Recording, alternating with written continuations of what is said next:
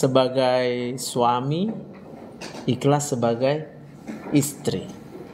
Jadi yang kita kerjakan adalah apa maunya Tuhan. Sebab yang mempersatukan suami dan istri itu adalah Tuhan.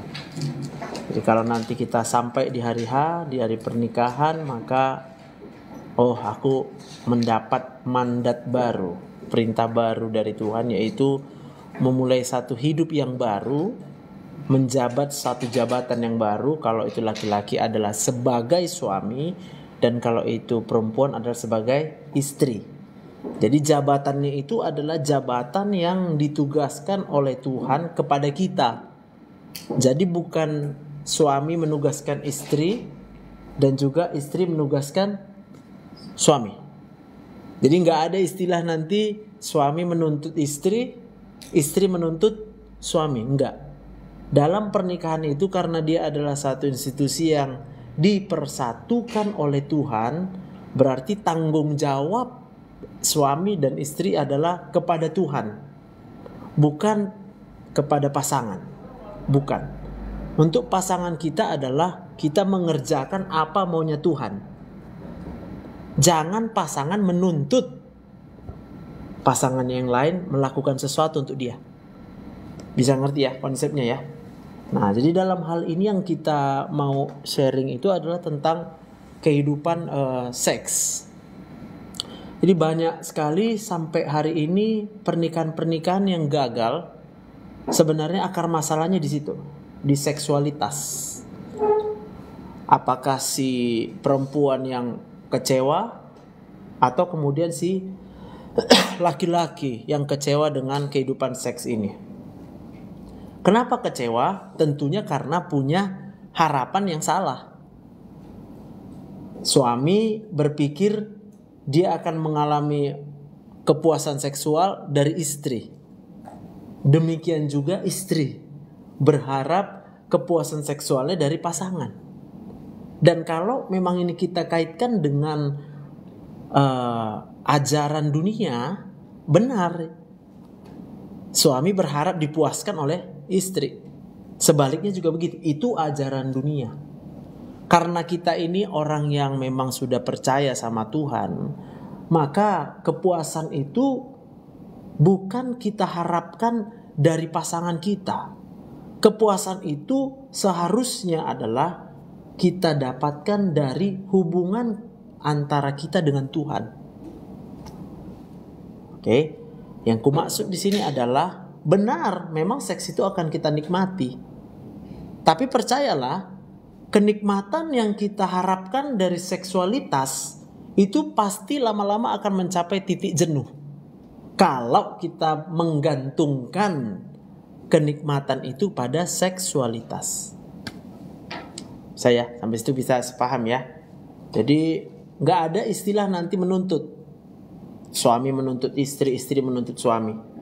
Karena yang saya pahami akan ada satu masa nanti dalam hidup kita, memang seksualitas itu nggak bisa lagi. Bahkan dalam waktu yang tidak kita harapkan, kok cepat kali udah nggak bisa lagi gitu. Ya, karena untuk satu aktivitas seksual itu memerlukan organ seksual yang berfungsi normal dan fungsi hormon yang berfungsi dengan normal pula.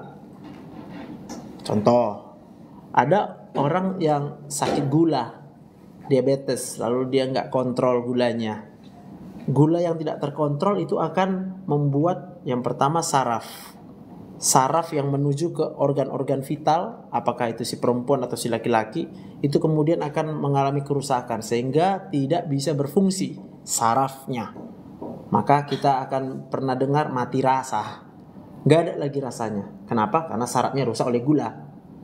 Tapi kalau ditanya keinginannya masih ada. Keinginannya masih ada. Lalu belum lagi sakit gula itu bisa membuat pembuluh darahnya sumbat, tumpat ya. Jadi nggak lancar aliran darah ke organ vital yang untuk perilaku seksual. Akhirnya apa? Tidak bisa juga berfungsi. Tapi keinginan ada. Nah, dalam kondisi seperti ini, maka tidak jarang Bisa si laki-laki atau siapapun yang kemudian jadi frustrasi. Yang paling sering frustrasi duluan itu adalah yang sakit, yang masih ingin seksualitasnya tapi nggak bisa lagi. Lalu dia munculkan pemikiran yang jangan-jangan misalnya kalau si laki-laki yang sakit gula, lalu dia depresi. Dia depresi dengan, aduh nanti istriku gimana ya kalau dia tidak dipuaskan. Paham ya? Karena berpikir kita bisa memuaskan pasangan. No. Yang kita mau pelajari dalam seksualitas Kristen adalah siapapun di antara kita, apakah kita sebagai suami atau sebagai istri, jangan pernah berpikir memuaskan pasangan kita. Nggak mungkin bisa. Oke? Suami dan istri harus sama-sama paham bahwa tidak ada kepuasan yang bisa diharapkan dari pasangannya. Yang harus kita lakukan adalah kita hanya bisa memperoleh kepuasan itu dari Tuhan. Bagaimana hubungan kita dengan Tuhan, demikianlah kepuasan seksualitas kita. Jadi kita tidak berpotensi menjadi kecewa. Oke? Ada sedikit perbedaan gaya kehidupan seksualitas antara laki-laki dan perempuan. Nah, ini gambar otak manusia ini. Jadi seksualitas itu kalau kita lihat itu ya itu diatur di bagian yang merah itu. Basal ganglia ada di situ, hipotalamus dan amigdala. Itu adalah pengatur hormon utama. Jadi sistem seksualitas kita itu yang mengaturnya adalah hormon. Udah? Dia yang mengatur supaya kita punya keinginan seksual. Dia yang mengatur nanti bagaimana tindakan seksual kita. Dia nanti menentukan yang mana yang kita membuat kita merasa puas. Itu hormon. Oke.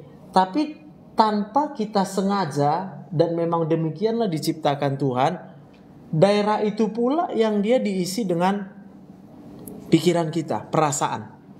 Rasa sedih, rasa cemas, rasa takut, semua yang negatif. Di situ juga muncul tempat rasa bahagia, rasa puas.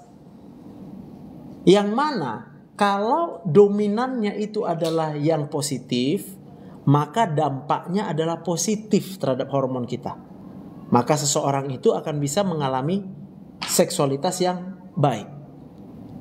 Dan sebaliknya, kalau dia penuh dengan curiga, contoh ya, ini ada beberapa kasus suami curigaan terus sama istri. Curigaan aja bawaan. Jangan-jangan kau selingkuh kau. Jangan-jangan kau selingkuh kau. Akibatnya apa? Itu kemudian merusak otaknya sendiri. Otak siapa? Otak si suami yang curiga. Orang bilang istri gak curiga, tapi gampang cemburu. Bawaannya cemburu terus. Itu tanpa kita sadar merusak otak kita. Sehingga apa? Nanti ketika dia sudah cukup banyak, cemburu. Ditanam itu di bagian yang merah ini, basal ganglia, hipotalamus dan amigdala yang warna hijau di bawah itu. Akibatnya apa? Hormon yang diatur di situ yang penting untuk seksualitas terganggu semua. Mulailah muncul, kalau laki-laki ya, disfungsi ereksi. Jadi kemaluannya tidak bisa mengeras. Kalau nggak bisa mengeras ya nggak bisa ngapa-ngapain. Di perempuan apa? Ada muncul gejalanya apa? Nyeri pada waktu melakukan hubungan suami istri. Nyeri. Mungkin sekarang nggak tahu rasanya. Nanti tahu rasanya. Tapi kalau nanti kemudian kita merasakan itu, ingat yang gue bilang. Jangan-jangan di otak kita sudah tersimpan memori yang negatif. Dengan lain kata, akar pahit. Dan akar pahit ini bisa dari mulai kita waktu anak-anak. Anak-anak sakit hatinya sama siapa? Paling sering papa mama, abang adik. Maka sebelum kita bisa memahami, bisa mengalami nanti hubungan suami istri yang baik, ini diselesaikan dulu. Bagaimana cara menyelesaikannya? Cuma satu caranya. Maafkan. Maafkan bapak kita, maafkan mama kita. Kadang-kala kita gak bisa marah sama papa mama. Karena apa? kita lihat mereka berantem nih. Dah, lalu termemori di ingatan kita. Ya udahlah, namanya suami istri biasanya berantem. Kita bilang biasa berantem. Aku bilang nggak bisa.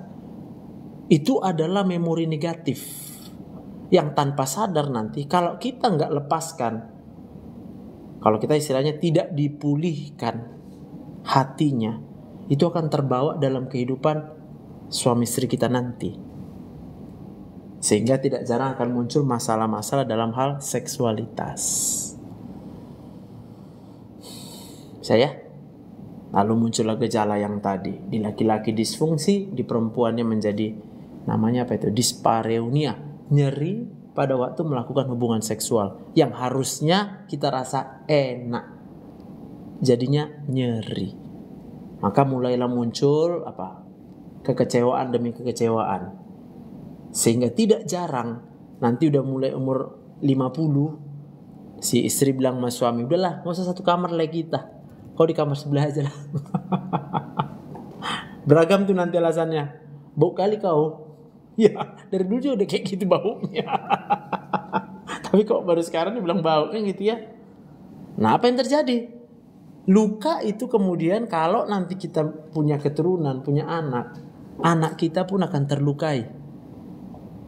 Maka akan didapati nanti anak-anak yang traumatized ya, dengan pengalaman dari dulu papa mamanya yang tidak bahagia. Sebab kalau udah gak bisa satu kamar suami dan istri, itu sebenarnya hanya tinggal pura-pura bahagia. Bisa paham ya? Pura-pura bahagia. Sama kita juga di sini berpotensi sebagai orang yang pura-pura bahagia. Apa tandanya pura-pura bahagia? Gampang sakit kepala. Pura-pura berpikir baik-baik aja keadaan, padahal kenyataannya mak pahit ini ya. Udah, sampai akhirnya pahitnya keadaan itu kemudian akan, tadinya bisa berhasil pura-pura gitu. Suami pura-pura lemah lembut sama istri kita. Istri pun pura-pura lemah lembut sama suami. Sampai akhirnya capek sendiri. Dan ketika capek sendiri gak bisa lagi ditahan, muncul aslinya. Maka antara suami dan istri saling menyakiti. Suami ngomongnya pedas, istri ngomongnya pedas. Tambah lagi dengan kegiatan kita setiap hari. Suami kerja. Kalau misalnya dua-dua kerja, antara suami dan istri dua-dua merasa. Merasa apa? Merasa capek. Kalau udah capek, mau apa lagi nih seksualitas ini? Seksualitas ini hanya bisa kita nikmati ketika seseorang itu sudah memiliki hati yang gembira. Nggak ada. Jangan berharap kita gembira dari seksualitas, itu maksudnya. Jangan pernah berpikir seksualitas itu akan menyembuhkan. Nggak bisa. Kita sembuh dulu, baru kita mengalami seksualitas yang bisa kita nikmati. Beda. Banyak orang berpikir, ya udahlah nggak apa-apa lah menikah, enaknya menikah katanya. Karena berpikir ke situ. Salah besar. Yang ada kita akan kecewa, dan kecewanya itu akan terus menerus. Kalau tidak dipulihkan, dia akan terus menerus makin kecewa sampai akhirnya hambar. Kalau tadinya hambar, lalu kemudian berpikir, ya udahlah demi anak-anak jangan kita berpisah. Muncul tuh ya statement itu ya, demi anak-anak. Paling parahnya lagi nih, udahlah tunggulah dulu kawin orang ini baru kita pisah. Janjian pisahnya. Sebab aku dan kau oke-oke saja, tapi sebenarnya udah jauh daripada oke. Pura-pura sebagai suami dan istri. Hanya untuk apa? Nanti tunggu menikah anak kita, barulah jalan masing-masing. Bisa ngerti ya? Apapun ceritanya, kita semua orang akan berbeda-beda gaya seksualitasnya. Tapi kepastiannya adalah kita hanya bisa menikmati seksualitas ini kalau gitu loh, kita udah sehat duluan otaknya. Kapan otak itu disebut sehat? Kalau ini ada bagian hipokampus nih kayak daun ini ya. Itu bagian memori. Memori yang gak terlupakan. Pertanyaanku sama kita, memori apa yang gak terlupakan sampai dengan hari ini dalam hidup kita? Kalau memorinya itu, kalau kita ingat kita jadi sedih, nah bahaya. Kalau itu yang kita bawa sampai nanti dari pernikahan, percayalah, makin buruk keadaan. Karena gak ada pernikahan yang makin lama makin enak. Pernikahan itu makin lama makin banyak tantangan. Oke? Jangan pernah berharap otomatis. Suami otomatis jadi makin baik, istri otomatis jadi makin baik. Gak mungkin lah. Aku menikah berarti sudah 14 tahun. Tahun ini 14 tahun. Tapi puji Tuhan, Tuhan terus ingatkan, makin lama makin enak. Sebenarnya bukan karena makin gak ada masalah, malah makin banyak masalah. Lalu aku mengingat ini, janganlah, masa aku kecewa sama istriku. Aku memilih apa? Adalah aku maafkan lah, gak apa-apa lah. Udah dia istriku kok, gak boleh ganti. Boleh ganti istri? Mana tahu kan? Zaman now ini udah agak edan-edan gitu, masih bisa berpikir ya udah nggak apa-apa, nanti kalau nggak cocok ya pisah. Sampai pisahnya oke aja, tapi itu pun akibat kedegilan hati, ya kan? Tapi kata si Musa boleh bercerai, kasih surat cerai. Iya, dia bilang gitu karena apa? Karena kedegilan hatimu. Tapi siapa manusia? Maka dikatakan sama Tuhan Yesus, yang sudah dipersatukan oleh Allah tidak boleh diceraikan manusia nggak boleh menceraikan. Dengan lain kata, sekali kita ini udah berjanji di hadapan Tuhan mau dipersatukan seumur hidup, selama masih hidup di mata Tuhan, tetap suami dan istri. Maka kalau mau berpikir menikah lagi, pegang medsosnya pasangan, biar tahu dia masih hidup atau nggak hidup lagi. Selama dia masih hidup, tidak boleh menikah lagi. Oke? Tidak boleh menikah lagi. Jangan. Karena Tuhan membenci perceraian. Apalagi kalau menikah lagi, udah dilarang.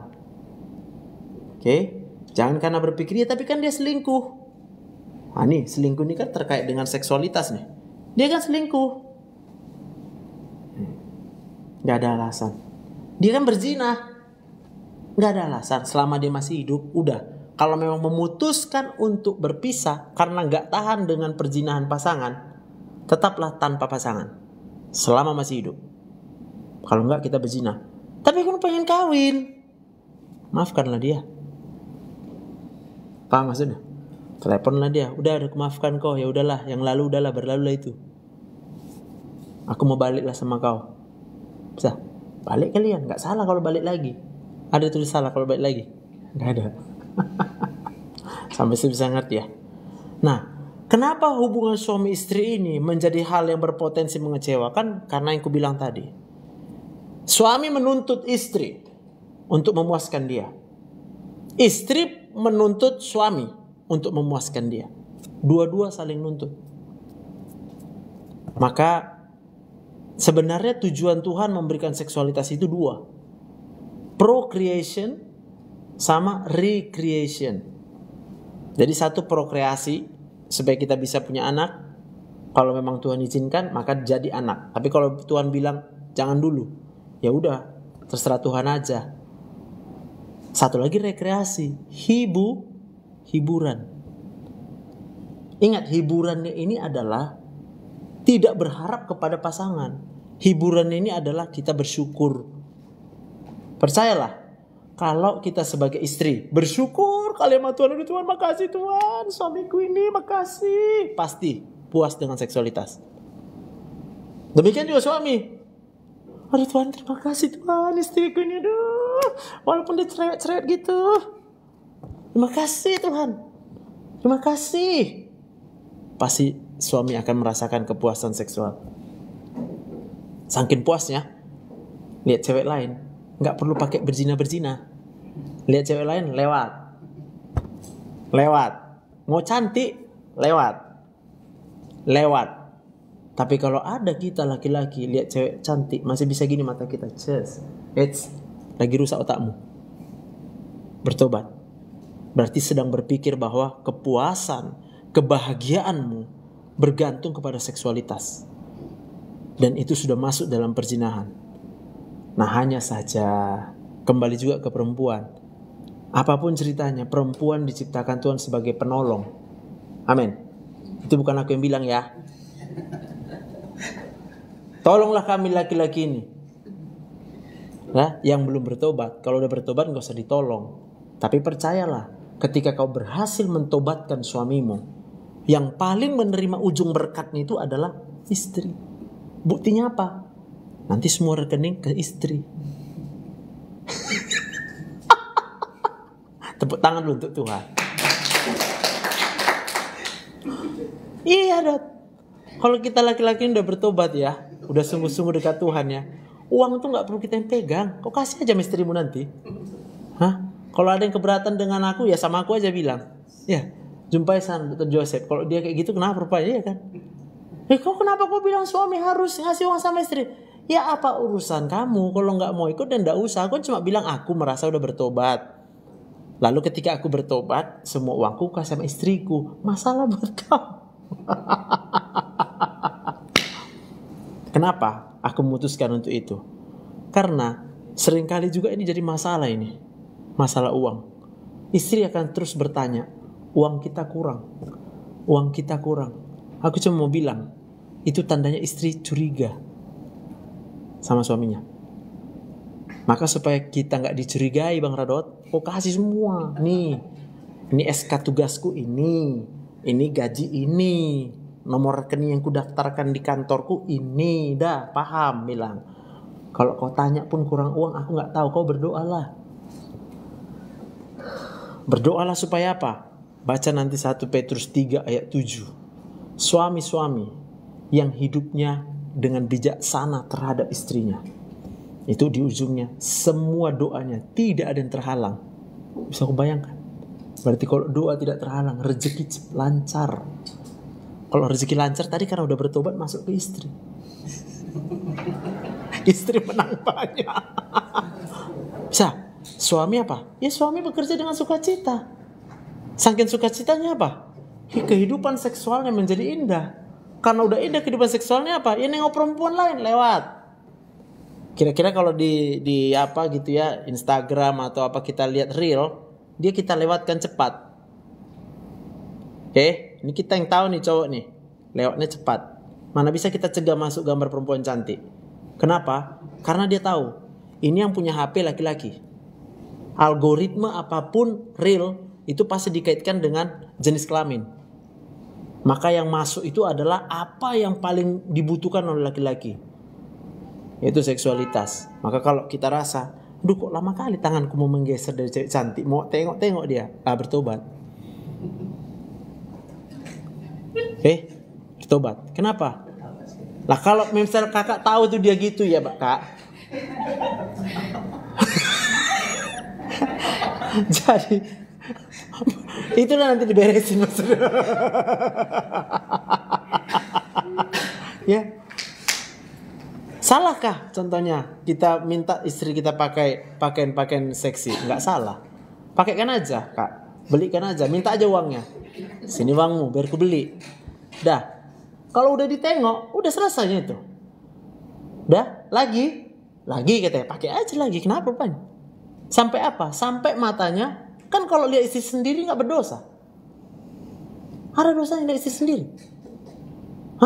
Malah Tuhan bilang istrimu yang kau lihat. Jangan nikmati yang lain. Karena waktu kita menikmati melihat yang lain, kita berzina.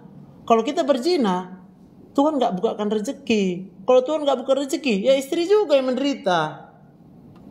Oke, biar menang banyak. Lalu yang harus dipahami, laki-laki hormonnya cepat beregenerasi. Dalam 2x24 jam dia akan terisi lagi hormonnya. Hormon apa ini? Hormon rasa kebutuhan biologis. Jadi supaya paham, di laki-laki kebutuhan biologisnya begitu cepatnya siklusnya, sekali 2 hari. Ada yang sekali tiap hari juga ada. Oke? Istri harus bisa memahami ini. Kalau udah tahu kita, suami kita memang begitu polanya, jangan ditahan-tahan. Kalaupun ada hal yang mungkin memaksa istri, aduh tapi capek kali aku, udah ingat aja lah. Tolonglah suamimu supaya jangan jatuh dalam dosa. Sebab apa? Kalau itu hormonnya dilawan, itu sama kayak orang pura-pura bahagia, sakit kepala dia. Belum lagi nanti ya, waktu dia di tempat pekerjaan, dia dengar pula lagi perempuan menyapa, "Bang, makan apa bang?" Karena ke tempat restoran ya kan, "Makan apa bapak, mau makan apa?" Ya kan. Kalau di rumah itu nasi, itu ikannya ya, "Kau makanlah situ, udah kumasak untuk kau." Kata-kata gitu, untuk kau. Siap itu dia pergi. Memang gak pergi mana-mana ini istri, bersihkan rumah, disapui, tapi suami ditinggalin makan sendiri. Bisa ngerti maksudnya ya?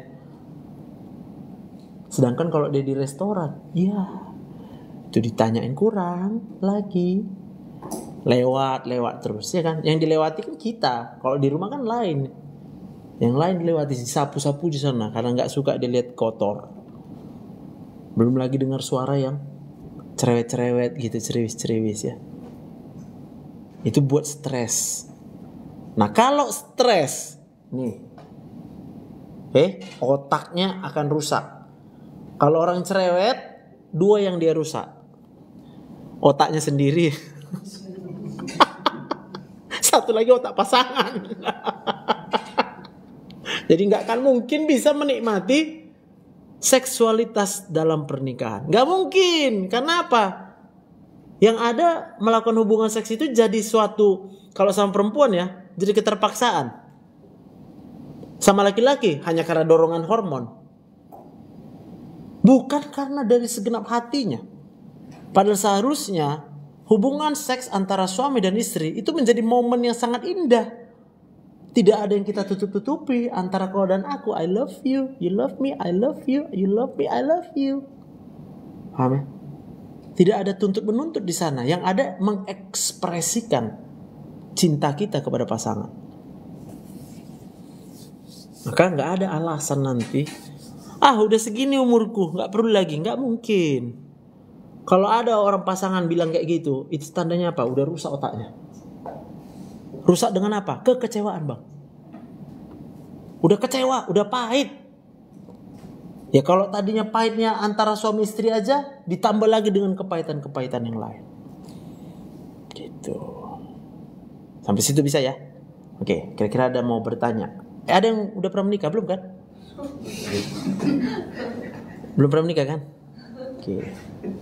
Kalau udah pernah menikah, maksudku batalin aja pernikahannya ya kan? Kalau masih hidup pasangan. Ingat aku bilang tadi, sekali kita menikah loh, gak boleh berulang-ulang. Ya, lalu miliki hati yang bisa mengampuni pasangan ya. Kita harus belajar dari sekarang mengampuni. Arti mengampuni itu, ini yang banyak orang salah kaprah. Udah aku maafkan dia. Ya yang lalu maafkan. Udah. Yang sekarang udah. Terus kenapa kau belum damai juga? Ya, tapi janganlah diulang. Paham? Orang yang kalau bilang udah maafkan tapi jangan diulang, itu belum memaafkan. Kenapa? Karena dia sedang berada dalam ketakutan. Dia takut nanti diulang kesalahan yang sama. Ngerti ya? Aku di dalam pemikiranku pun bergumul. Apa yang kugumulkan? Aku akan mengampuni istriku kalaupun dia ketahuan berzina sama aku. Kenapa aku ampuni? Karena Tuhan sudah lebih dahulu mengampuniku. Oke?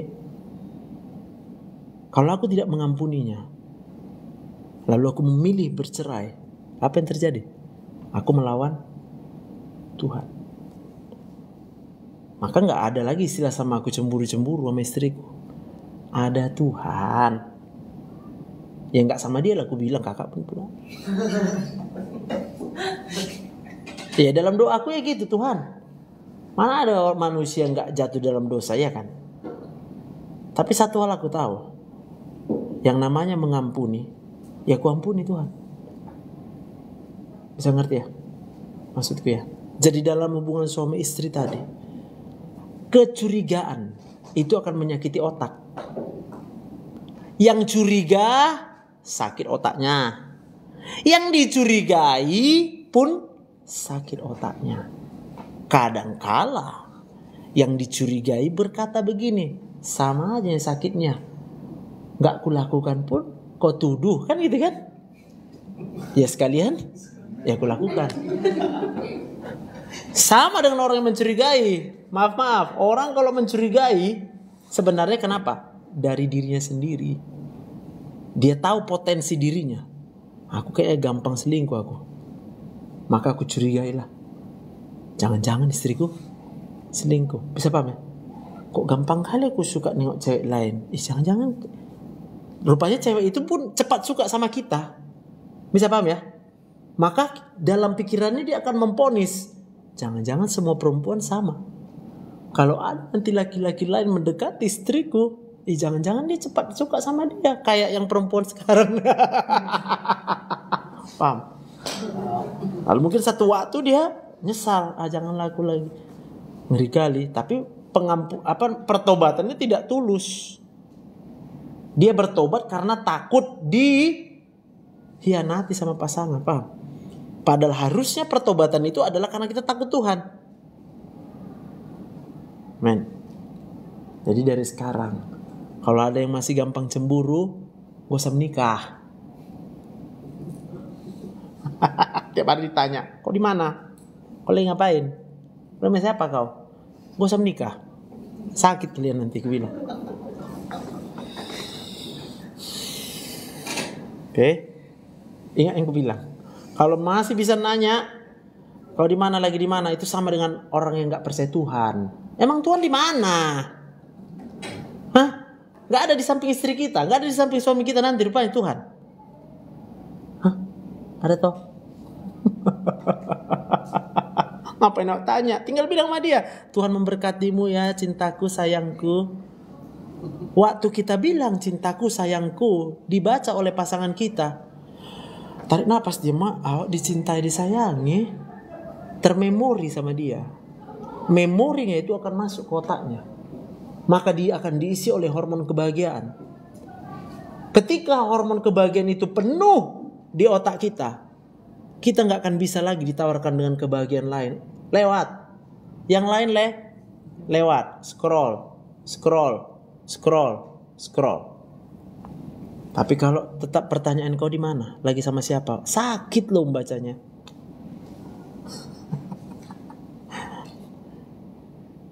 Ya serius kali kan? Mau gak jadi nikah juga gak apa-apa. Gak ada kewajiban kalau udah BPN terus jadi nikah. Gak usah nikah.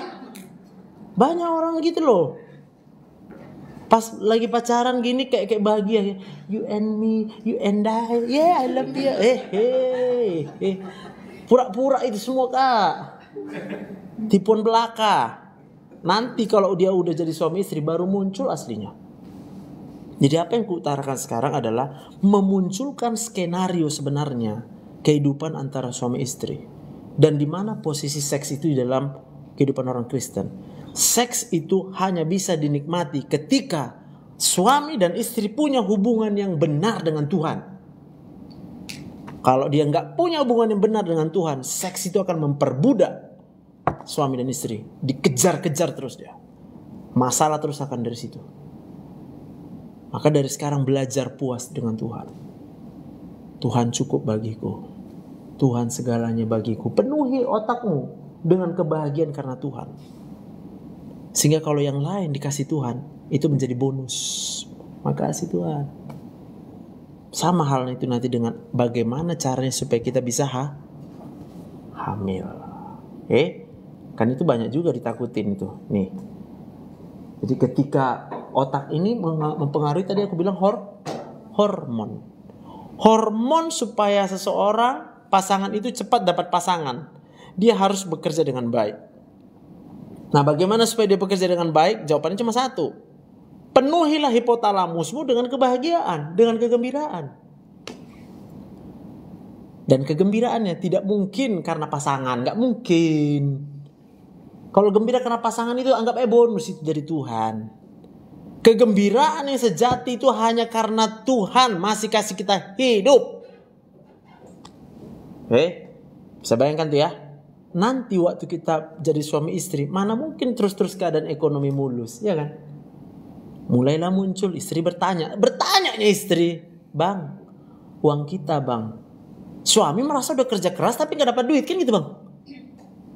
Waktu dengar istri nanya, bang, uang kita kayak mana? Panas hati ini menggelora mendengar pertanyaan itu. Apa yang terjadi? Berantem. Kalau berantem apa yang terjadi? Ya kacau ini otaknya nih, hormonnya kacau. Itu sebabnya banyak yang bisa punya anak MBA sebelum menikah dia bisa pembuahan. Kenapa? Nggak mikir apa-apa itu. Mabuk cinta. Dengan lain kata bukan mabuk cinta, mabuk nafsu. Karena cinta itu bertepuk sebelah tangan. Siapa yang setuju? Kan? Udah gak usah nikah. Kalau masih berpikir cinta itu tidak sebelah tangan. Cinta itu bertepuk sebelah tangan.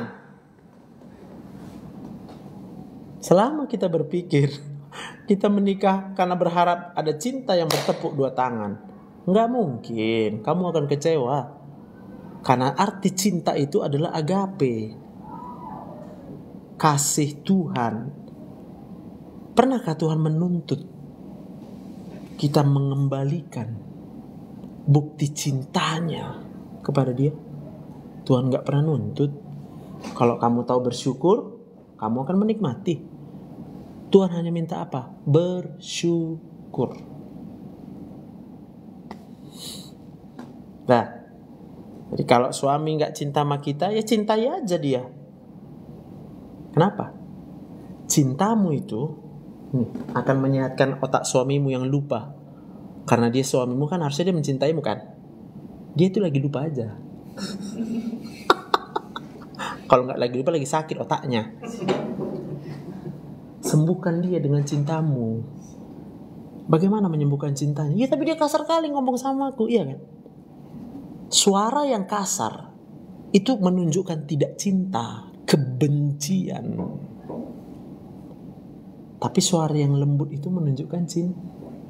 Makanya sering laki-laki tertipu oleh perempuan marketing, tertipu SPG, ya kan? Datang dia ke bank, Pak, selamat pagi Pak. Iya kan? Coba pulang ke rumah. Sepatu kau itu buka dulu. Udah capek aku nyapu. Bisa. Jangan sampai disembuhkan dengan palsu oleh yang lain. Istrinya lah nyembuhkan. Pulang ke rumah, Papa, halo. Gak usah pun tanya, udah capek. Taunya kita, ya kan? Papa, Mama. Lembut terus suara di rumah itu. Jangan bisa kedengar suara jeritan. Amsal 15 ayat 1. Jawaban yang lemah lembut meredakan kegeraman. Akan ada hari-hari nanti di mana salah satu di antara suami atau istri itu geram. Dan suara geram itu akan menunjukkan kebencian, lawan dari cinta.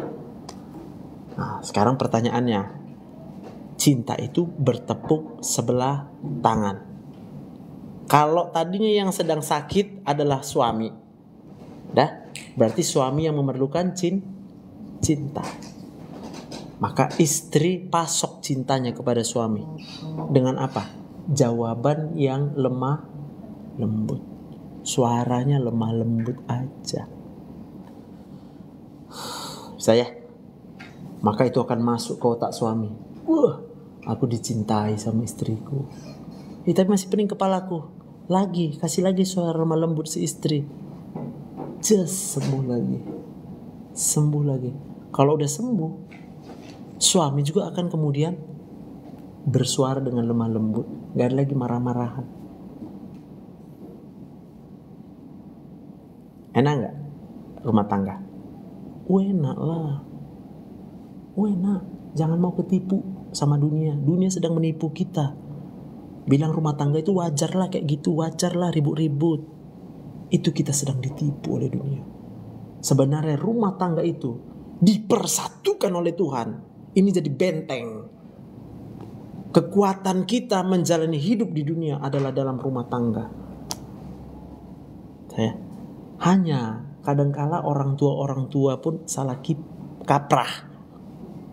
Menikahlah kau supaya bahagia, katanya kan. Gimana? Awak tengok mama bapak awak berantem, kena tipu nanti. Maka kita hanya boleh menikah kalau kita sadar bahwa ini adalah panggilan Tuhan buat kita. Tinggal kita mau terima atau enggak. Cintanya sebelah tangan. Kenapa? Karena Tuhan terlebih dahulu mencintai kita. Bisa rasa dicintai Tuhan? Hah? Bisa? Oke, lalu kalau kita tiba-tiba merasa dibenci oleh suami, bisa rasa cinta Tuhan? Masih sulit, berarti harus latihan tiap hari. Bayangkan terus, kalau suamiku kasar, aku lemah lembut. Kenapa? Karena Tuhan terlebih dahulu mengasihi saya. Aku mengampuni. Itu masih suami kan kak? Mertua satu lagi kak, yang harus diampuni. Yang masih hidup, ya, dari sekarang ampuni. Jangan menikah kalau belum bisa mengampuni mertua. Ya tapi kan dia belum buat apa-apa, kita bilang gitu ya. Dari sekarang. Kalau dari sekarang aja gak bisa mengampuni, nanti kan pasti gak bisanya itu. Mana mungkin udah duluan luka kita, luka otakmu. Mau luka otak dengan perkataan mertua yang tajam itu. Tajam kali katanya perkataan mertua itu. Setajam silet.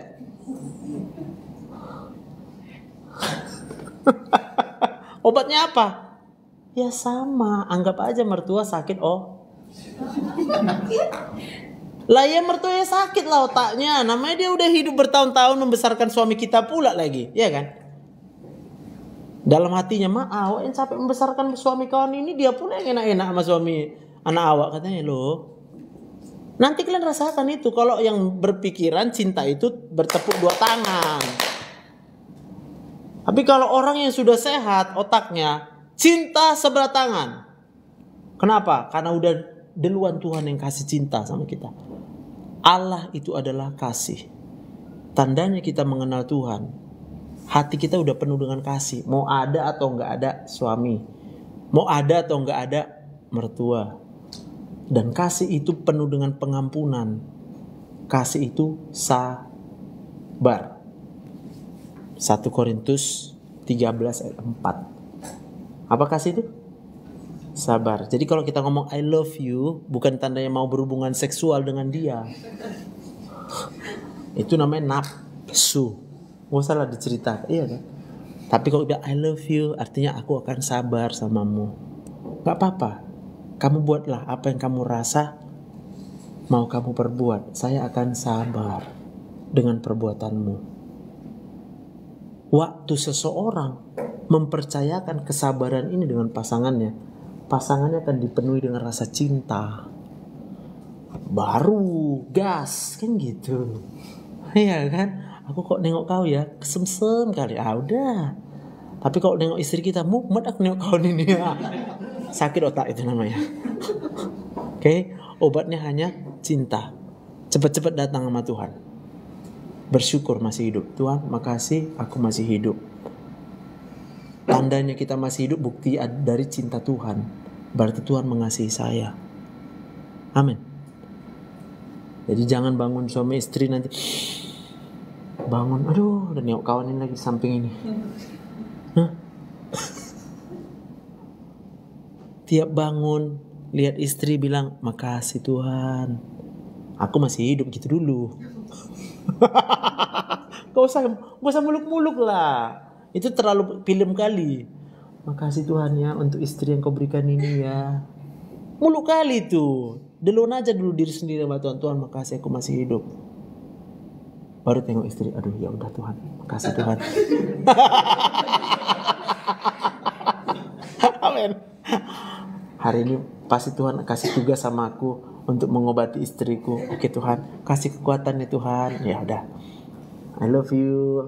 Aku sabar keberadaanmu apa adanya. Aku mencintaimu apa adanya. Kamu gak apa-apa. Buatku kamu gak apa-apa. Kamu sempurna. Kamu cukup bagiku. Itu tandanya I love you. Maka tiap hari otak kita akan disembuhkan. Makin hari makin cinta. Bukan sebaliknya.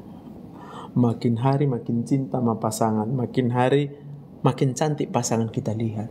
Ya, itu udah kubuktikan. Kubuktikan kok. Dulu kan ada juga waktu SMA cinta monyet. Tahu cinta monyet kan? Oh, pikir itu cinta. Padahal monyet kan gitu kan. Kalau sekarang disuruh tengok, aduh Tuhan makasih lah, aku tengok istriku makin cantik. Kalau yang dulu pacaran dulu biasa-biasa aja aku tengok. Malah aku pikir iyalah, bersyukur aku ini jadi istriku, aku bilang. Paham ya? Jadi mau masuk pun WA dari siapa aja pun lewat. Oke, apa perlu kau? Nggak perlu. Oke, sana baik pergi sana ya. Hatiku hanya satu buat istriku. Saya ada pertanyaan. Udah jam berapa ini? Nanti kita ngomong terus nggak siap-siap aku. Jam 3. Ada pertanyaan beta. Nggak ada dok. Serius lah kau. Serius dok. Semangatnya kau menikah ini? Hah? Gak ku dengar. Semangat. Betul lah. Cinta itu pengorbanan. Semangat kau. Iya dok. Oke. Nadamu masih tahu aku ragu. Bertobat.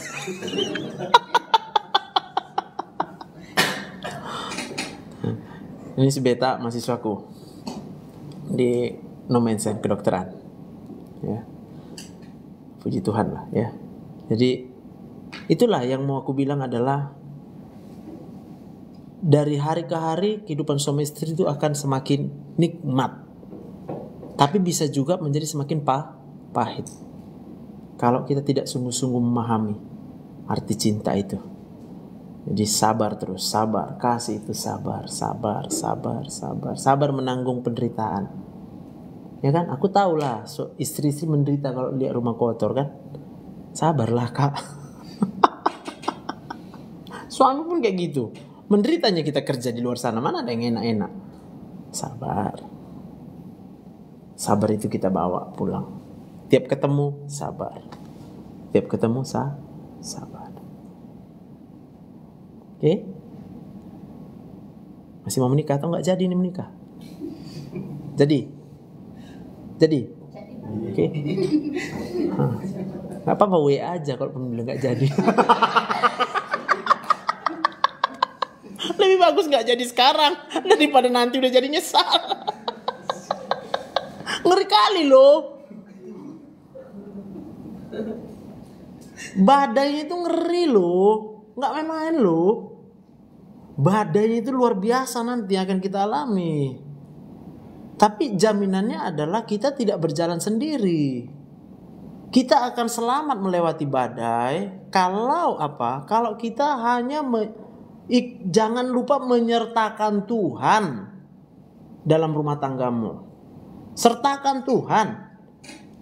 Ini kalau yang aku ngomong sama langsung ada pasangan, ya syukur-syukur. Karena banyak orang gak pernah dengar pesan ini, apa yang dengar mungkin cuma satu, istrinya aja. Ketemu sama suami gak mau ke gereja.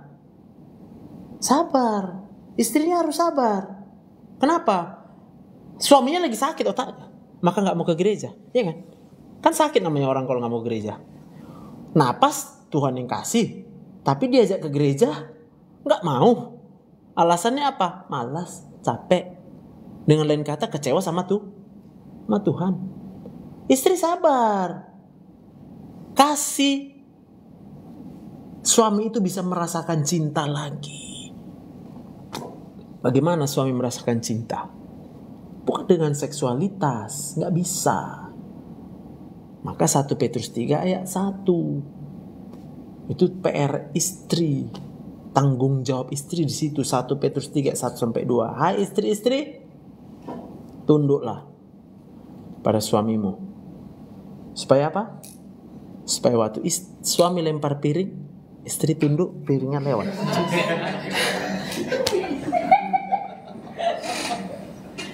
Kadang suaminya udah lagi rusak otak soalnya. Dia yang beli piring, mahal-mahal uang yang dibeli, itu dilempar sendiri kan, karena rusak otak itu. Bisa? Supaya apa? Supaya waktu suami ngomong kasar, ini telinga nih, tidak terarah kepada dia. Kita tunduk. Maka suara suami ke ubun-ubun. Kasih dia ngomong ke ubun-ubun. Iya Pak.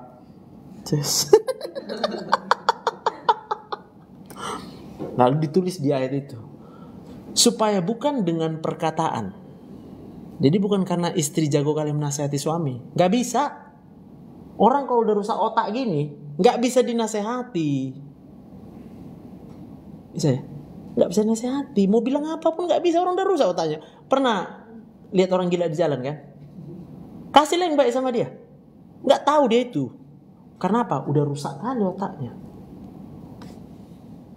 Apalagi dibuat yang jahat, dibalasnya tetap yang jahat. Karena di dalam otaknya hanya ada kepahitan. Dan kepahitannya total, menyeluruh. Nah tinggal pertanyaannya, berapa banyak sisi otak kita itu terisi dengan hal yang pahit. Kalau pahitnya udah 100%, jadi orang gila kayak di jalan. Oke, turun sedikit jadi 50%, maka 50-50. Tetap 50% itu kemarahan di dalam ini. Obatnya apa? Kasih. Harus dikasih dia perasaan kasih. Bisa ya? Kita bisa kasih. Kenapa? Karena kita terlebih dahulu sudah merasakan kasih itu. Kalau berharap sama kasihnya dia, nggak mungkin. Orang dia udah benci sama kita kok, pasangan kita itu, yang rusak otak itu, ya kan? Maka kita berhubungan sama Tuhan. Tuhan tolong. Aku percaya Tuhan. Cinta Tuhan sama aku tidak terbatas. Waktu kita bilang gitu dan kita percaya. Makasih Tuhan. Ketemu sama suami yang sakit. Tunduk. Ya Pak. Kamu begini. Ya Pak. Nanti baca ayatnya. Supaya dengan melihat betapa murni dan salehnya istrinya, suami itu bertobat. Dah. Jadi pertobatan itu hanya akan bisa didapatkan ketika seorang bisa merasakan kasih Tuhan. Suami yang sedang memutuskan untuk menjauhkan dirinya dari Tuhan, nggak mungkin bisa mengalami kasih itu. Hanya satu pribadi yang bisa membuat dia merasakan kasih Tuhan, yaitu sang istri. Oke? Dan ini berlaku sebaliknya. Ada kalanya istri kita pun kadang bisa lupa ingatan. Kesambet. Kenapa? Karena mertua juga kali ya. Suami, sembuhkan istri kita. Jangan begini. Istri kita ngadu nih. Tengoklah bang, mama itu gini-gini sakit hati gue dibuat, ya kan? Panas pula Pak. Panas sebagai suami. Jangan berpikir kalau kita panas istri merasa dibela. No. Istri tidak akan pernah merasa dibela dengan panasnya suami. Tipuan belaka itu. Kalau itu terjadi, ajak suami istrinya ngopi-ngopi. Yuk ma, ngopi kita dulu yuk. Minum kopi kita. Supaya apa? Kebersamaan kita dengan dia, cinta kita yang kita tunjukkan sama istri kita, mengobati sakit hatinya terhadap mama kita. Karena udah pernah aku praktekkan. Datang aku membahas sama mamaku. dengan berbagai bahasa. Mak, jadi kan mak, kita kurasa gini. Apa jawabnya? Oh ya, udah aku yang keluar atau kau yang keluar dari rumah ini? Oh mak, perang dunia bang. Siap itu. Gak aku bahas lagi sama istriku. Aku cuma berdoa dalam hati. Oh berarti gak boleh. Jangan dibahas. Yang berikutnya apa? Ku kasih cinta lebih banyak sama istriku. Supaya apa? Supaya dia lupa sakit hatinya. Dengan lain kata kita bilang gini, gak usah lihat mamaku, kau lihat aku. Cukup gak kau lihat aku? Jadi sebenarnya kalau ada istri yang sakit hati sama mertua, itu sebenarnya dia sakit hati sama kita suami. Bantulah istri. Supaya apa? Supaya bisa memaafkan mertuanya. Karena waktu kita memaafkan mertua, ya tetap kita akan diberkati Tuhan. Gak ada doa kita yang gak dijawab Tuhan. Kalau gak ada doa kita yang gak dijawab Tuhan semua doa kita berbahagia. Bonus-bonus semua kan Tuhan kasih. Dan kita akan menikmatinya dengan istri kita. Amin. Jadi menikah? Jadi. Dah, udah jam 3:11. Ada lagi mau nanya? Dot, nanya Dot. Aman, kayak udah tahu aja kan. Aman. Pokoknya pastikan bahagia-bahagia dulu ya. Sebelum hubungan suami istri, bahagialah. Jangan berharap hubungan suami istri membahagiakan. Jangan. Bahagia dulu, gembira dulu dengan Tuhan, baru hubungan suami istri. Gak kecewa. Kalau Tuhan percayakan, dikasih keturunan secepat-cepatnya. Karena Tuhan gak akan menyanyiakan. Tuhan tidak akan menyanyiakan papa mama yang berbahagia. Karena anak-anak gak bisa otomatis merasakan cinta Tuhan. Anak-anak hanya bisa merasakan cinta Tuhan dari cinta papa mama. Gitu. Ya. Jadi kalau misalnya kita rasa, kok belum ada anak kita ya, kok lama kali ya. Itu tandanya apa? Tuhan sedang menunda. Sabar dulu. Belum pas waktunya. Kalau nanti dikasih di sini, nanti bisa stres. Contoh yang stres itu apa? Baby blue syndrome. Bisa ya? Baby blue syndrome. Udah terjadi nih kehamilannya. Karena dipaksakanlah kita bilang. Doanya dianggaplah, berdoa sungguh-sungguh Tuhan, oke, hamil. Lalu di tengah-tengah kehamilan, mulai terasa kekecewaan. Bisa kecewa sama suami. Bisa kecewa sama keluarga. Bisa kecewa sama mertua. Maka yang terjadi apa? Selama masa hamil, dia udah kecewa. Belum lagi dibayangkannya, nanti kalau lahir anak ini, kayak mana lagi capeknya, tidur malam gak bisa, ini gak bisa. Muncul semua beban berat di pikiran. Nah, ketika lahir, udah kayak orang gila. Nangis gak karu-karuan, marah gak karu-karuan. Ya, bisa ya? Hanya karena apa? Karena tidak menyadari bahwa semua kesalahan orang itu dimaafkan, disabarin, maaf, sabar. Dengan lain kata, dia belum terlebih dahulu mengalami cinta Tuhan, tapi udah berani-beranian menikah. Masih sempat lah. Seminggu lagi pun menikah masih sempatnya menyadari cinta Tuhan. Masih lah, ya kan? Dosisnya dinaikkan. Kayak mana cara naikkan dosis?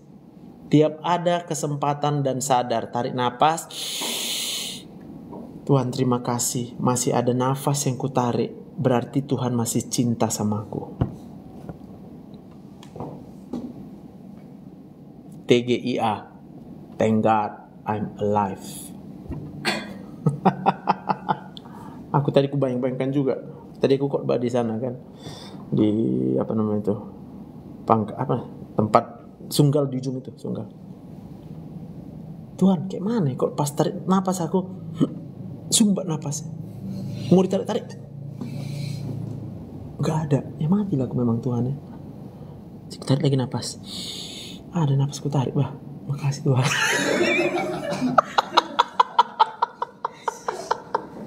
Iya kan? Mau kita bilang pun, tapi banyak kali masalah. Ya udah tarik napas dulu kau, aku bilang. Ada napas kau tarik? Ada. Dari siapa itu? Dari Tuhan. Bilang apa kita sama Tuhan? Ya terima kasih Tuhan. Namanya terima kasih. Sebenarnya kita menerima kasihnya Tuhan. Masukkan terus. Belum bisa aku bersyukur. Masukkan lagi terus. Karena otakmu lagi rusak. Udah, seminggu ini tiap bangun pagi, Tuhan terima kasih aku masih hidup. Itu aja. Gak usah panjang-panjang lah, cari renungan lah, apalah. Nanti itu kalau udah bagus otak kita, baca satu ayat pun udah haleluya. Tapi kalau sekarang mungkin ada yang merasa terpaksa. Aduh, aku harus renungan gimana? Gelisah. Mau renungan gelisah. Gak tahu apa yang mau dilakukan. Udah tenang aja, tarik napas. Itu napas dari Tuhan. Bilang makasih Tuhan. Sampai otak kita ini sehat. Saya? Nah, apalagi? Cukup. Yang mau menikah ini soalnya nih di persimpangan. Boleh gak jadi menikah? Gak jadi menikah boleh ya. Nah, jangan kayak sekarang dunia ini aneh-aneh aja. Membatalkan pernikahan istilahnya. Bukan bercerai ini, membatalkan pernikahan. Gila ini pikirku. Kan sama dosanya. Sama gak dosanya Pak? Sama kan? Udah menikah, berarti kan sudah melakukan hubungan suami istri. Lalu tiba-tiba dibilang ini membatalkan, bukan menceraikan kata. Jadi maksudmu berhubungan suami istri itu gak dosa? Kalau tidak dengan sah sudah dipersatukan oleh Tuhan, kayak mana? Main-main aja sama Tuhan. Tapi gak apa-apa, namanya dunia. Ingat, di mata Tuhan, sekali udah dipersatukannya kalian sebagai suami istri, sampai kapanpun, selama kalian hidup, kalian suami istri. Kapan kalian gak suami istri lagi? Waktu salah satu udah meninggal. Nanti di surga gak ada persoalan siapa istri, gak ada persoalan itu. Walaupun aku berjanji juga sama diriku, kalau mati istriku gak usah aku menikah lagi, aku bilang. Enggak, aku gak mau menikah lagi, aku bilang. Kenapa? Ngapain aku capek-capekkan diriku? Udahlah cukup sekali capek Tuhan, udahlah Tuhan.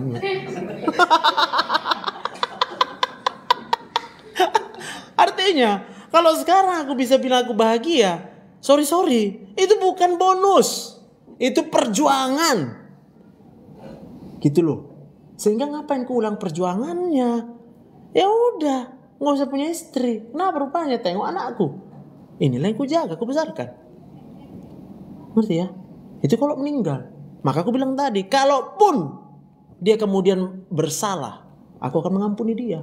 Supaya apa? Supaya aku bisa balik lagi sama dia. Baliklah kau. Nggak mau. Ya udah, aku tunggu. Jadi nggak ada rasa takut aku. Kayak mana nanti istriku ngapain di sana? Ini nggak ada. Demikian juga istri pun begitu. Kalau mau sehat otaknya.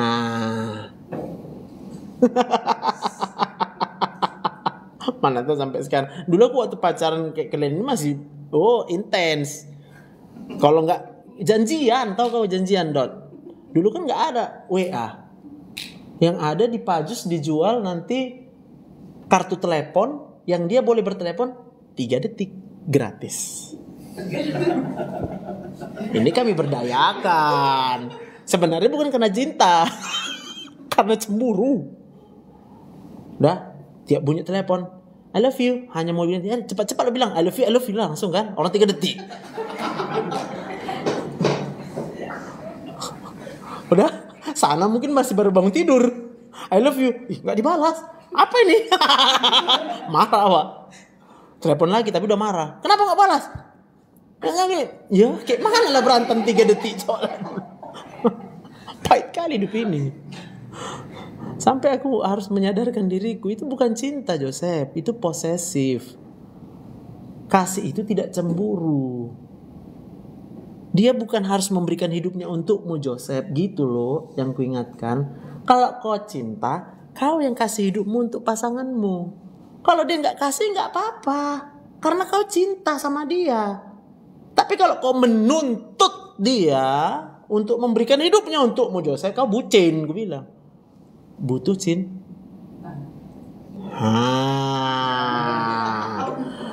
Siapa yang butuh cinta ini gak usah menikah. Udah dikasih Tuhan cinta itu loh. Maka aku bilang tadi, seminggu ini kalau misalnya minggu depan kalian menikah, rasakan dulu cinta Tuhan. Kalau gak terasa, batal kita menikah. Kenapa batal? Gak bisa kurasakan cinta Tuhan. Terdiam. Batalkan aja. Percayalah. Yang aku bilang ini serius. Sebelum kalian bisa mengalami cinta Tuhan terlebih dahulu, jangan menikah. Berarti harapannya apa? Dapat cinta dari pernikahan? Nggak mungkin. Nggak mungkin. Dapatkan dulu cinta Tuhan dan terasa ya. Karena kalau kita kadang di gereja ditanya, siapa yang udah merasakan cinta Tuhan? Angkat tangan di semua itu. Saya. Tepuk tangan untuk Tuhan, tepuk tangan di semua itu. Kete. Siap kebaktian, baliklah, udah. Kayak orang yang nggak pernah tahu cinta Tuhan lah. Marah di situ, kecewa di situ, sedih di situ, semua self denial lah. Menipu diri sendiri, menipu orang lain kita. Ya, jadi kalau orang yang udah mengalami cinta Tuhan itu bisa senyum-senyum sendiri, nggak ada alasan. Senyum aja dia. Tambah awet muda. Aku nggak ada facial. Mana tahu ada yang nanya. Mana tahu. Ya kan aku bisa lihat fotoku sendiri loh, Dot. Aku lihat fotoku 10 tahun lalu. Bucin-bucinnya gitu. Gelap muka aku, gendut. Aduh, kalau ingat itulah. Tapi masih kusimpan. Makanya kalau orang nanya, inilah dulu aku. Apa rahasianya? Cuma gembira aja. Gimana gembira? Karena Tuhan. Nah di situ. Kalau gembiranya hanya karena Tuhan, udah pasti kita paling bahagia. Nggak ada yang bisa mencuri kebahagiaan. Paulus berkata apa? Tidak ada yang bisa memisahkan aku dari kasih. Apapun yang terjadi dalam hidup kita, Tuhan sudah lebih dahulu mengasihi kita. Nggak ada yang bisa memisahkan itu. Mau di mana? Mau di penjara pun kita. Nggak ada persoalan. Kasih Tuhan sudah kurasakan. Amin. Jangan bucin. Persiapkanlah diri kalian untuk memberikan cinta kepada pasangan tanpa mengharap balas. Nanti nyanyi, kasih ibu kepada beta tak terhingga sepanjang masa, hanya nggak harap.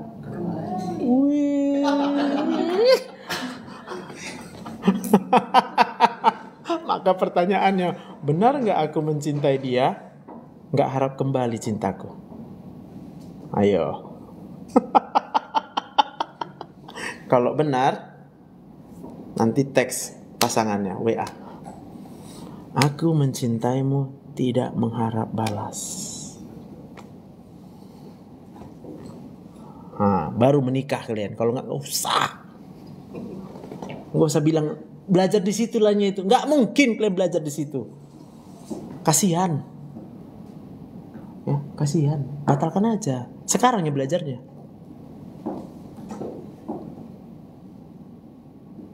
Amin. Ya, gak usah takut mengecewakan orang, nggak apa-apa. Kayak film-film pun banyak kayak gitu kan. Udah film kayak gitu. Udah mau menikah, udah ditunggu-tunggu nih, mana orangnya nggak datang. Runaway bride. Ya kan kita nggak usah kali kayak gitu loh. Jangan usah tunggu sampai hari H. Hari ini bilang batal. Aku masih bucin. Jangan berharap cinta dari pasangan. Jangan. Kecewa. Iya kan? Aduh, batalkan sekarang. Gak usah tunggu nanti kau nanti maju ya, bilang keberatan ya. Apain? Dramatis sekali, nggak perlu rugi banyak jadinya. Udahlah kalau nggak kan rugi sedikitnya ya udah batalkan catering bayar sekian aja kan. Kan hanya panjar kalian bayar kan catering kan? Nggak cari hutang. Kau udah bayar panjar kan? Iya kan? Kalau panjar kan nggak 100% jadi nggak rugi-rugi kali Dot. Daripada nanti waktu udah hari ya nyesal. Hah? Kalian ingat lari. Aduh, keluar kayak gini banyak hanya untuk ini pernikahan. Ngapain aku ini? Iya, pikirkanlah ulang. Kalau belum pernah terpikir ya. Tapi kalau udah kalian jawab, yang ku bilang ini udah terjawab bahwa kalian mau mencintai tanpa berharap dicintai, menikah. Ku pastikan bahagia kalian. Bahagia. Dan bukan hanya bahagia kalian. Keturunan-keturunan kalian pun bahagia. Keturunan ilahi yang hadir dari hidup kalian. Luar biasa. Kenapa? Karena cinta Tuhan cukup buat kita. Amin. Itu ya pertanyaannya. Jangan ditanya pasangannya, pasti bohong dia kak. Nanti kakak tanya pula, betulnya kau mencintaiku tanpa mengharap balas? Pasti bohong. Ya pasti bohong lah. Orang belum sampai pernikahan. Aduh, makanya tanpa ditanya, langsung texting aja. Aku bersedia mencintaimu tanpa berharap kau cintai. Karena sebenarnya makna janji pernikahan kan itu kan, aku akan mencintaimu dalam suka atau duka. Dukanya itu apa? Duka yang kau buat. Kalau duka ini buat orang enak kali, ngapain berjanji? Ada janji pernikahan bersama-sama. Aku tanya kalian. Sama-sama kita bilang ya. Aku, dia bilang aku juga. Laki-laki mana ada? Ya, siapa duluan? Perempuan. Laki-laki misalnya. Laki-laki buat janjimu. Kan laki-laki yang berjanji kepada si perempuan. Nggak ada pernah sama-sama janji kalian ya. Janji siswa. Nggak ada. Jadi suka dan duka. Ketika kau mendukakanku, aku akan tetap mencintaimu. Dalam sehat atau sakit. Mau kau yang sehat atau aku yang sakit. Atau kau yang sakit, aku yang sehat. Entah apapun keadaannya, aku akan tetap mencintaimu. Miskin kaya. Mau kau miskin, mau kau kaya. Mau aku miskin, mau kau kaya. Aku tetap mencintaimu. Itu janji pernikahan. Tidak mengharap balas. Nanti kuusulkan juga lah. Tolong Pak Pendeta dibuat janjinya, tambahkan satu klausul. Aku akan mencintaimu tanpa mengharap balas dicintai. Kurasa kalau itu jadilah pernikahannya memang. Gak jadi semua maksudnya. Batal semua. Bentar gak mau aku yang itu. Kalau itu gak bisa dibohongi. Aduh. Gitulah kira-kira. Oke. Ada pertanyaan? Gak ada juga ya kan? Udah sampai segitu dalam. Ada pertanyaan dari yang di Zoom.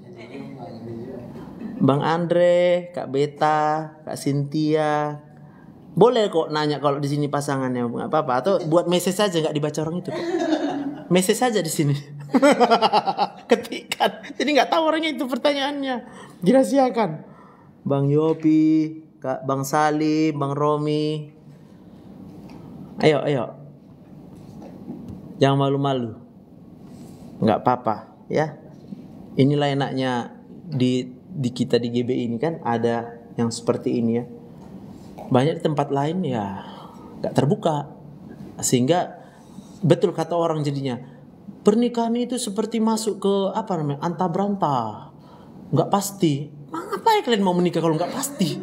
Yang pastilah aku bilang. Apa yang pasti? Cinta tidak berharap dibalas cinta. Itu baru keren. Iya kan? Semangat mau menikah, tambah ganteng nanti kau Bang Dot. Pas pernikahan itu Bang, ganteng kali kau Bang. Sama, istri kita pun akan kita lihat, cantik kali, gak ada beban. Menikahnya gak ada beban. Percayalah, itu beban yang berat. Kalau kita berharap mendapat cinta dari pasangan kita, berat bebannya. Berat sekali. Ya, berat sekali. Oke, kalau gak ada, Kita tutup. Bisa? Setuju? Nggak setuju pun nggak apa-apa kok. Kalau nggak setuju aku anggap ini lagi sakit otaknya. Jadi kita hidup ini anteng aja. Kalau ada orang nggak setuju sama kita, anggap aja lagi sakit otaknya. Kalau mau kita menolong dia, tolong dengan apa? Kasihilah musuhmu, ya kan? Sedangkan musuh pun kita kasihi, apalagi orang yang sakit otak lah. Kita tolong. Yang berdua di sini ada? Yang sepasang. Dua pasang aja ya. Hanya 2 pasang ya. Abang berapa tahun pacaran? 1,5 tahun ya. Enak. Kakak, abang? 5 tahun. Oh 5 tahun ya. Enak ya? Hah? Enak. Oh, iya. Aku dulu 7 tahun pacarannya. 7 tahun. Jadi dia masih kelas 3 SMA itu. Iya 3 SMA, aku tingkat berapa? Kami beda 5 tahun. Beda 5 tahun. Ya. Dan tambah enak kok. Asal kita tahu kebenarannya. Yang ku bilang tadi. Kunci enaknya pernikahan itu di sini. Mencintai tanpa berharap dicintai kembali. Dari mana cinta kita? Sumbernya harus dari Tuhan. Itu yang mengisi cinta kita. Ya, dan ini perlu memang pembelajaran. Aku bilang ini sih memotivasi kalian supaya lebih cepat bahagia. Buat apa menjalani hari-hari tanpa bahagia? Sia-sia. Ya kan? Harus kita untung banyak lah. Masa mau nggak beruntung? Untung banyak. Tapi modalnya adalah cinta Tuhan. Ya oke. Selamatlah menempuh nanti ya sampai hari H. Jaga kekudusan. Ya, hari ini jaga kekudusan, waktu menikah pun dijaga kekudusan. Itu kewajiban. Kalau itu aku bilang, kewajiban. Dan siapapun yang melanggar perintah Tuhan, pasti kita akan menerima hukuman. Sekalipun kita diampuni kesalahan kita, tapi hukuman kita udah disiapkan oleh Tuhan, minimal selama di dunia. Hanya pertanyaan kita mau bertobat atau tidak. Lalu kita ingat tentang si Daud. Untuk apa kita ulang kesalahan si Daud, ya kan? Kalau misalnya Daud tidak melihat mandi si Batseba, kan dia nggak akan jadi jatuh dalam dosa. Dia nggak perlu berdosa. Bisa aja tetapnya suami si Batseba perang, tapi jangan karena disuruh si Daud kan. Kalaupun harus Salomo yang lahir dari si Batseba, itu kan cara Tuhan aja. Amin. Tapi jaga kekudusan karena bayarannya mahal. Kalau kita sempat nggak jaga kekudusan, apalagi kita laki-laki, kekudusan kita dulu dari mata. Serem kali tuh. Cuma lihat aja pengen sama dia, udah zina. Ya, kalau perempuan bisa dipastikan nggak sampai ke tahap itu, maka Tuhan mengkhususkan itu memang sama laki-laki. Kalau perempuan, dia memang harus proses panjang. Kalau perempuan ini mau berhubungan seks itu, mikirnya panjang, banyak sekali itu. Harus begini, harus cocok segala macam. Itu sebenarnya gambaran udah sakit kali yang dia rasakan dari suaminya. Maka dia memilih jalan yang tetap salah, bukan dibenarkan, salah. Oke?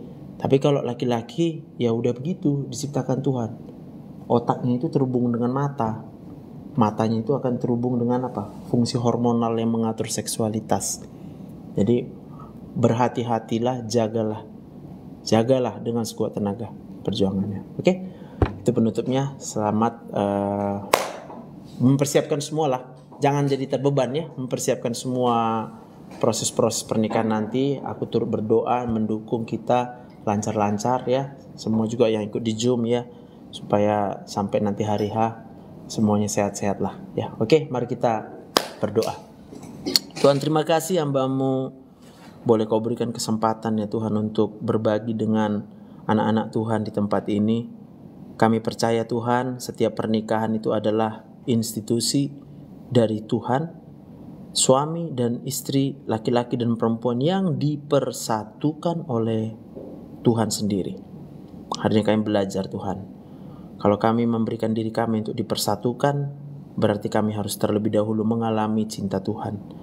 Sebab kasih itu adalah kasih tanpa mengharap balas dikasihi. Kasih itu adalah sabar. Kami harus bersabar dengan pasangan kami yang tidak sesuai dengan harapan kami, dan kami hanya mau berharap dari Tuhan saja. Tapi kami punya kesempatan untuk menjadi penolong bagi pasangan kami, apakah sebagai suami, apakah sebagai istri. Modalnya adalah dengan kami terlebih dahulu mengalami kasih Tuhan. Ajar kami Tuhan, bagaimana kami mengerti bagaimana pengorbanan Tuhan Yesus di kayu salib. Dan ketika kami mau percaya bahwa Tuhan Yesus adalah juru selamat kami, itu artinya kami menerima pengampunan dari Tuhan Yesus. Kami menghargai pengorbanan Tuhan Yesus. Dan waktu kami percaya akan Tuhan Yesus, maka Engkau menjanjikan seorang penghibur, yaitu Roh Kudus. Roh Kudus yang akan memimpin kami kepada seluruh kebenaran. Roh Kudus yang menjadi penghibur bagi kami melewati hari-hari yang sukar, hari-hari yang kami rasa sulit. Kami percaya Roh Kudus menghiburkan hati kami. Kami berserah hanya ke dalam tangan Tuhan. Kami berdoa untuk seluruh keluarga besar kami yang nantinya juga akan terus membantu kami, membantu anak-anakmu ini Bapa di dalam pernikahannya. Kalau masih ada papa mama, semuanya Tuhan berikan kesehatan, jagai setiap kami. Dalam nama Tuhan Yesus kami berdoa dan bersyukur kepadamu. Haleluya. Semua katakan amin. Oke, Tuhan memberkati. Sampai jumpa kita.